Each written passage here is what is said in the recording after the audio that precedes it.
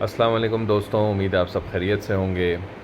आज का हमारा वीडियो का जो टॉपिक है वो न्यू यूज़र्स के लिए है। नए जो यूज़र हैं, हमारे भाई हैं जिनके नए लाइसेंस बन के आए हैं, तो उनकी तरफ से बहुत सारे मैसेजेस और कमेंट्स हमारे पास आ रहे थे कि नया वेपन कौन सा लेना चाहिए, प्लीज़ गाइड कर दें, प्राइस रेंज वगैरह क्या होनी चाहिए, सारी चीज़ें।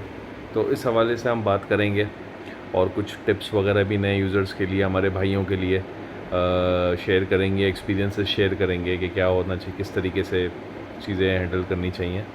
बहरहाल वीडियो शुरू करते हैं। वीडियो का हमारा टॉपिक यही होगा कि न्यू यूज़र्स को और जो नए लाइसेंस होल्डर्स हैं उनको किस प्रॉपर गाइड करना, और उनके तमाम सवालात के जो ख़्यालों में जो सवालात हैं जितने अब तक मेरे सामने आ चुके हैं वो सारी चीज़ें उनको बताना, उनको सारी इन्फॉर्मेशन जितनी भी है वो सब तमाम लोगों तक फ़राहम करना। तो वीडियो शुरू करने से पहले मैं आप सब तमाम लोगों से दरख्वास्त करूंगा कि मेरे चैनल को सब्सक्राइब करें, बेल आइकन को दबाएं ताकि मज़ीद आपके पास इंफॉर्मेटिव वीडियोस जितनी कोशिश कर सकूं आप तक पहुंचा सकूं। और मेरी कोशिश यही होती है कि मैं किसी की प्रमोशन नहीं करता। मुझे लोग जो है ना वो मैसेजेस पे बोलते हैं कि यार आप प्राइस नहीं बताते वीडियो के अंदर।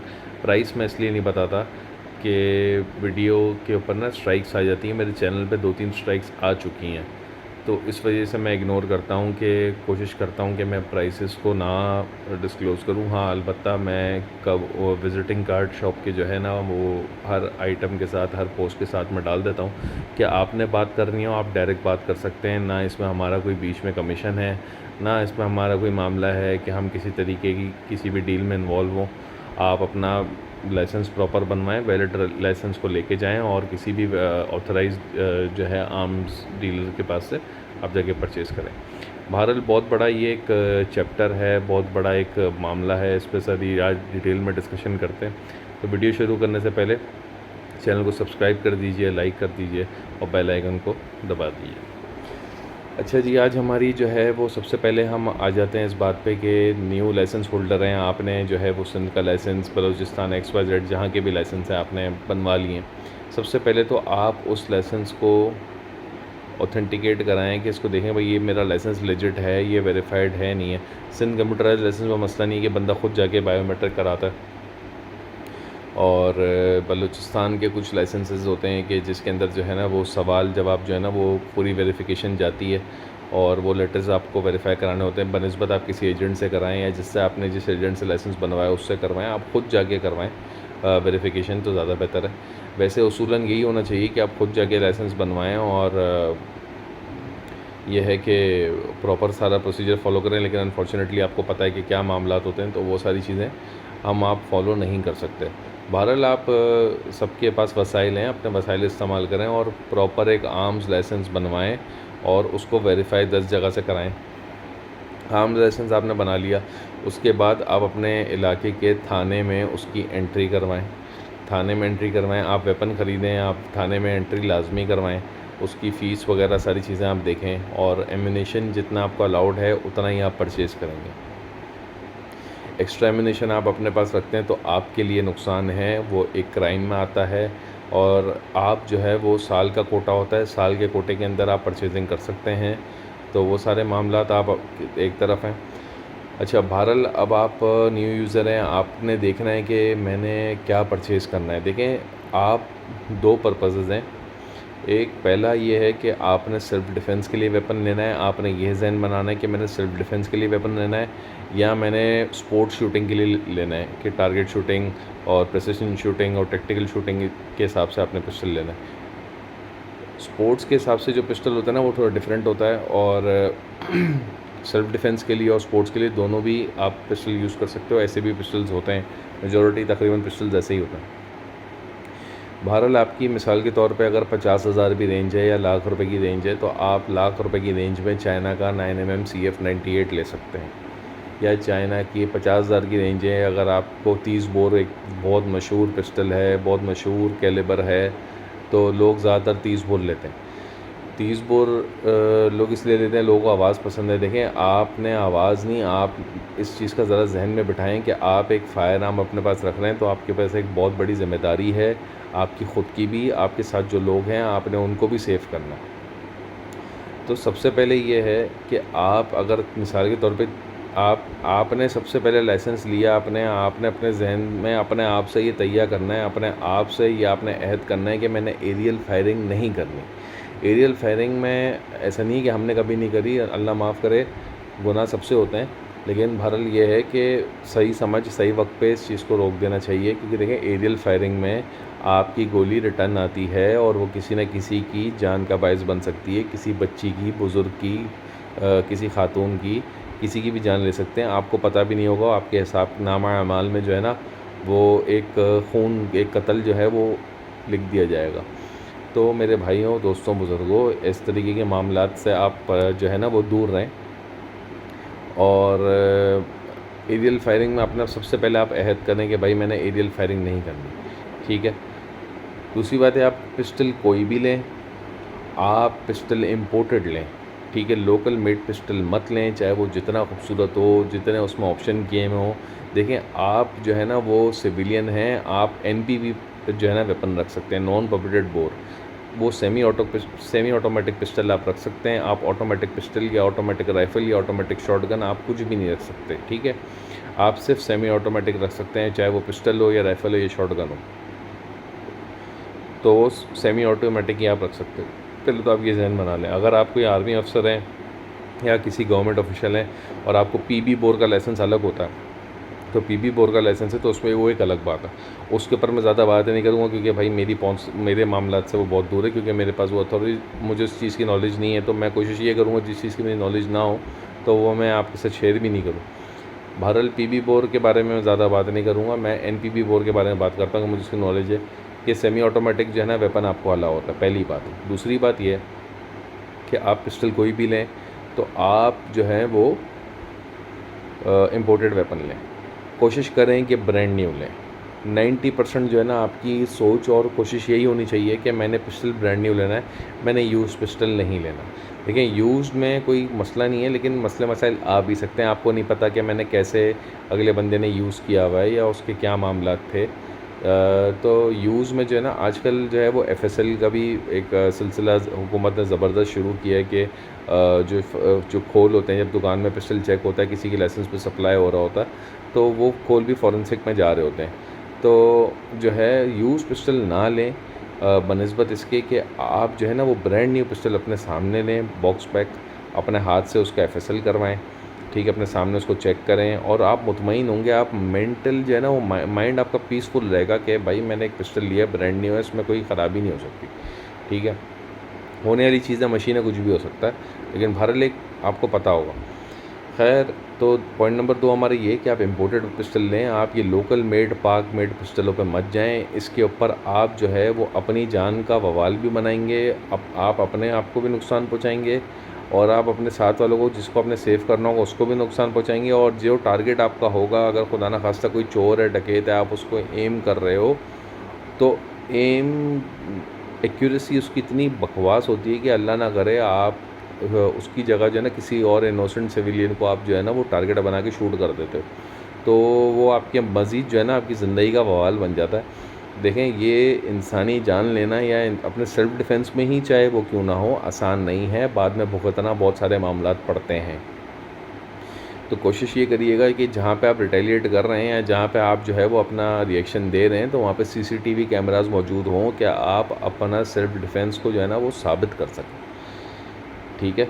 और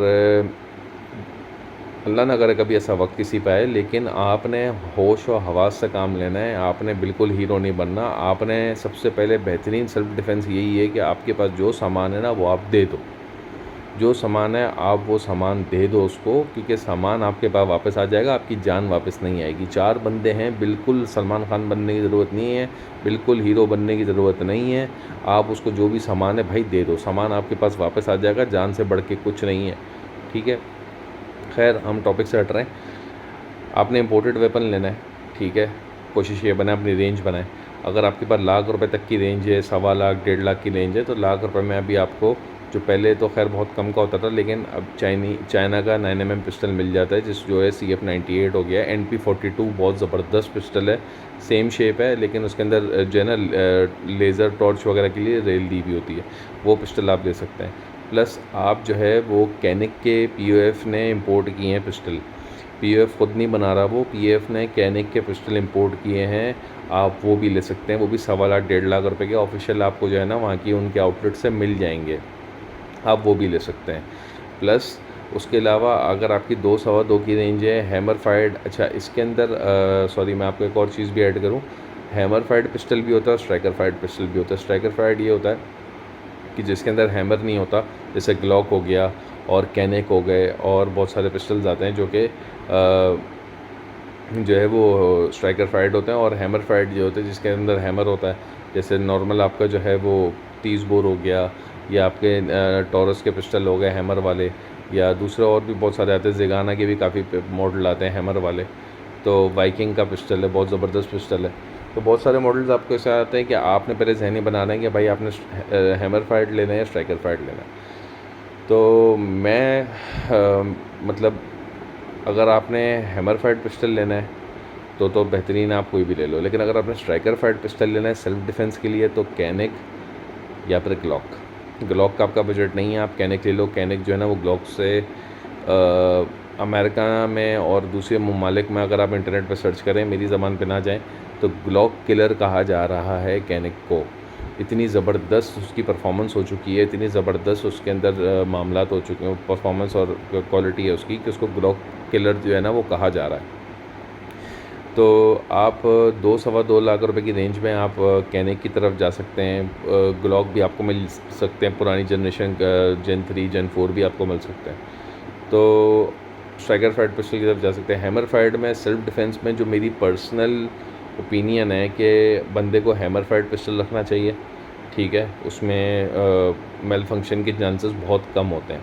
प्लस डबल एक्शन रखना चाहिए। डबल एक्शन क्या होता है? डबल एक्शन पिस्टल जो है वो हैमर जो है ना वो आप ट्रिगर के साथ उसको कंटिन्यूस फायर कर सकते हो, आपको बार बार हैमर नीचे करने की ज़रूरत नहीं, जैसे नॉर्मल TT के अंदर आपको हैमर एक बार नीचे करना पड़ता है।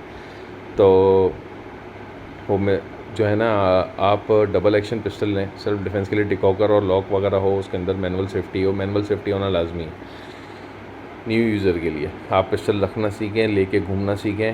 आप जो है वो अपना कोशिश करें कि जैसे आपने पिस्टल लिया, आपने थाने में एंट्री करा दी, आप उसका 144 का परमिट भी बनाओ और आप शहर में कैरी करो अपने साथ, ठीक है। आपने नुमाइश नहीं करनी है उस पिस्टल की, आपने कपड़ों के अंदर रखना है, हाथ में लेके कोई शोबाजी नहीं करनी है, दिखाना नहीं है। आप अपने साथ कंसील कैरी में लेके आप घूम सकते हो, लेकिन दोस्तों यारों में इसका मजाक बिल्कुल भी ना करें कि आपने किसी के हाथ में पकड़ा दिए देखने के लिए, स्नैप बना रहे हैं या कुछ भी बना रहे हैं, तो ये आपकी जान का बाइस जान ले सकता है किसी की भी, ठीक है। प्लस दूसरा ये कि आपने वेपन आपने पसंद कर लिया, आप कोई भी पिस्टल लें, आप इम्पोर्टेड वेपन लें, ठीक है। अच्छा, अब आपकी हमारी इम्पोर्टेड की बात हो गई कि भाई आप लोकल आप क्यों नहीं ले। लोकल जो है ना वो आपको एक्यूरेसी में मार देगा, लोकल आपको रिलायबिलिटी में मार देगा। आप चल गया तो चांद तक, कभी अल्लाह न करे आपको मौका मिल गया तो उसको ना चला तो अगला बंदा आपके लिए वेट नहीं करेगा। तो आपने ऐसा अपनी जान के साथ खेलना नहीं है, इम्पोर्टेड वेपन लें। दूसरी बात ये है कि वेपन लेने के बाद जैसे ही आपकी दुकान, किसी भी दुकान से आप वेपन ख़रीदते हैं, वो आपके लाइसेंस के ऊपर वेपन चढ़ा दे, आप उस लाइसेंस को उसको एक दिन सब्र करके आप वेपन ना उठाएं। आप वेपन एक दिन मज़ीद सब्र करें, आपने जहाँ इतना सब्र किया है आप एक दिन मज़ीद सब्र करें। आप उस लाइसेंस को उस दुकानदार को बोलो कि भाई आप मुझे इसकी वेपन एंट्री करवा के दो और FSL का लेटर मुझे साथ दो, क्योंकि आजकल स्नैप चेकिंग पे FSL का लेटर मांग रहे हैं, कि वरना तंग करते हैं कि ये पिस्टल जो है ना हम FSL के लिए भेजेंगे। तो आप जो है ना वो FSL का सर्टिफिकेट जो है वो शॉप जो दुकानदार होता है वही भेजता है, वो आपको जो है ना फॉरेंसिक से जो है ना आपको अरेंज करा देगा और वो आपको दे देगा। FSL का लेटर रखें, और सबसे मेन चीज़ अपने लाइसेंस पे वेपन एंट्री लाजमी करवाएं। होम डिपार्टमेंट का लाइसेंस है, आप उस पर वेपन एंट्री लाजमी करवाएं। अगर आपने अल्लाह ना करे सेल्फ डिफेंस में किसी को शूट किया और आपके लाइसेंस पे वेपन एंट्री नहीं हुई भी होगी तो आपको भी जेल हो सकती है, सज़ा हो सकती है, क्योंकि आपका वेपन सरकार के रिकॉर्ड में है ही नहीं। आपने दुकानदार ने आपको वेपन दे दिया, आप वेपन लेके घूम रहे हो, ऑफिशियल वो सरकार के रिकॉर्ड में नहीं है, आपकी गवर्नमेंट के रिकॉर्ड में नहीं है, आप उसकी वेपन एंट्री करवाएं। वेपन एंट्री लाजमी करवाएं। वेपन एंट्री 1000-1500 रुपये की होती है। आप वेपन एंट्री करवाएं। वेपन एंट्री कंप्यूटराइज होगी, आप उसके बाद सुकून से घूमें। आपके पास 144 भी नहीं होगा ना, 144 भी नहीं होगा, तब भी आप लोगों को बोल सकते हो भाई मेरे पास वेपन एंट्री भी हुई है। और जो है आप अगर आपके पास कंप्यूटराइज लाइसेंस है सिंध का, वैसे तो सारी कंप्यूटराइज हो चुके हैं, मैनुअल बुकें कैंसिल हो चुकी हैं, तो आप एंड के पेजेस में जाएं जहाँ पे सारी कंडीशंस और सिंध आर्म्स एक्ट जो है ना वो पूरा उसके ऊपर लिखा हुआ है। पॉइंट नंबर 4 आप पढ़ेंगे, जो 144 का पेपर है वो सारा एक एक्यूरेट A to Z जो है ना, हर वर्ड जो है वो उसके अंदर लिखा हुआ है। पॉइंट नंबर 4 जो है ना वो आप उसके अंदर पढ़ें। तो बहरहाल वो एक अलग डिबेट है। अब आपने जो है वो लाइसेंस ले लिया, वेपन ले लिया और वेपन एंट्री करवा ली, 3 पॉइंट आपके हो गए, ठीक है। अब आप एम्यूनेशन ले रहे हैं, ठीक है। एम्यूनेशन आप मिनिमम भी अगर आप ले रहे हैं ना तो आप POF की गोली लें, ठीक है। ज़बरदस्त गोली है, मिनिमम तो नहीं मैक्सिमम की हद तक भी मैं इसको बोल सकता हूँ, लेकिन बेहतरीन गोली है। POF की जो नई लॉट आई है, नई जो बुलेट्स हैं, बहुत एक्स्ट्रा ऑर्डिनरी जो है वो बहुत ज़बरदस्त गोली हैं। मैं रेंज पे शूट करता हूँ, मैंने 4-5 हज़ार राउंड मारे हैं, बहुत सारी बुलेट्स वेपन्स के अंदर मैंने यूज़ की हैं। एक्यूरेसी, स्मोक पाउडर बहुत कम है उसके अंदर, मतलब बहुत ज़बरदस्त, आपको किसी किस्म की जो है ना वो मेल फंक्शंस नहीं देगा इंशाल्लाह। तो बनस्बत कि आप चाइना लें तो आप वही ले लें। चाइना के अंदर अब फिर जाके कुछ मेल फंक्शंस आ रहे हैं उसके बुलेट्स के अंदर, और आप POF लें, ज़्यादा बेहतर है।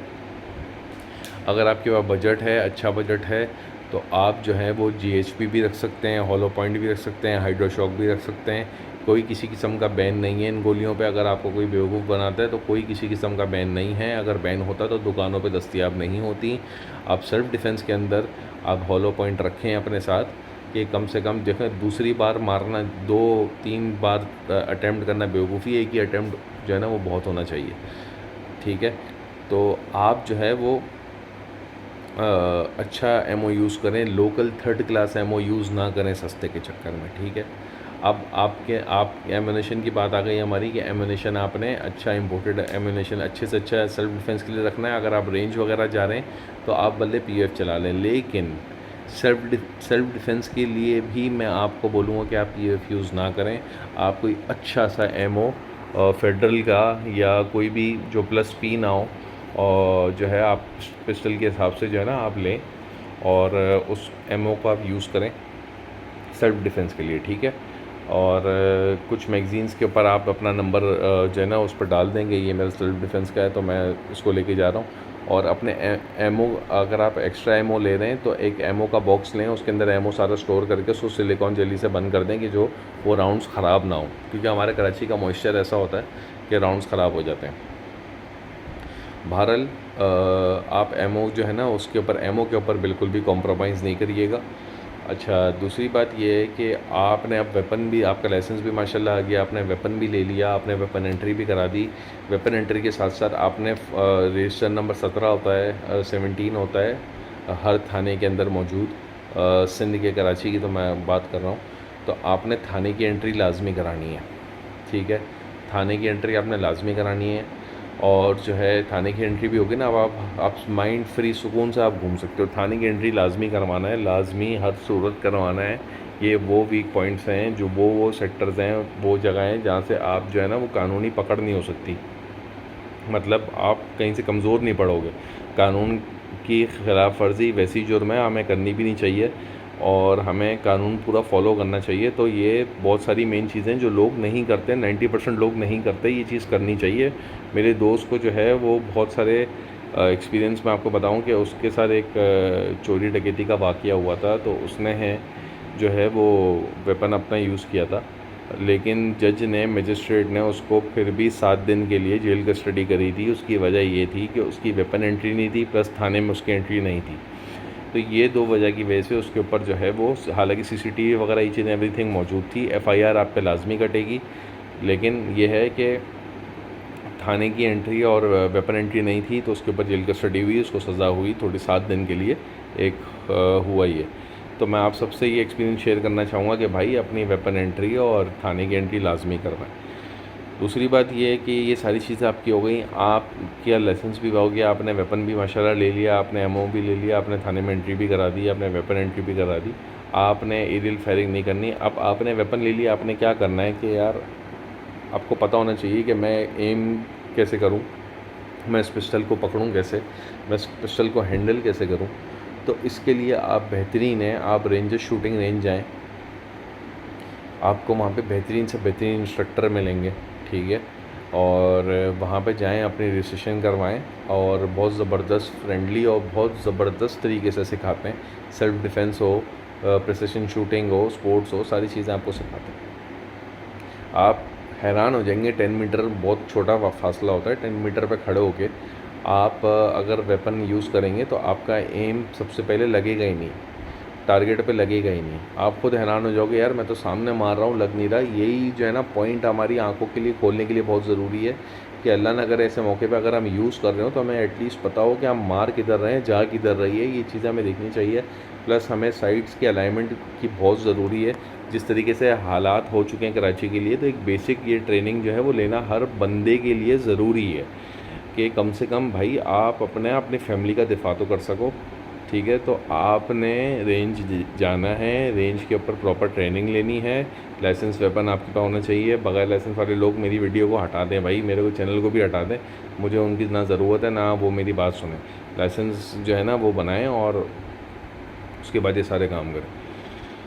वेपन जो है वो रेंज पे जाके चलाना सीखें, उसको ब्रेक इन करें। हर वेपन जो है ना, हर वेपन वो ब्रेक इन मांगता है। ब्रेक इन क्या है, जैसे रवा होता है ना, जिस तरीके से हम रवा बोलते हैं कि यार गाड़ी रवा और ये वो, तो वेपन भी रवानगी मांगता है। 200-250 राउंड जो है वो ब्रेक इन मांगता है मिनिमम। तो वेपन को आप ब्रेक इन करें, अच्छा उसको स्मूथ करें, उसको प्रॉपर क्लीन करें, जब फायर करें उसको क्लीन करें, जब फायर करें उसको क्लीन करें, लेकिन तेल में डुबो के ना रखें तरीके से उसको। एक गन स्प्रे आप लें, हॉप्स लें, या दूसरे बहुत सारे आते हैं, WD-40 वगैरह के चक्कर में आप ना पड़ें। आप हॉप्स लें, बेहतरीन है, बेस्ट है, मैं वो यूज़ करता हूँ। उससे बैरल वगैरह, अंदर की स्लाइड वगैरह प्रॉपर तरीके से आप साफ़ करें और क्लीनिंग लाजमी किया करें।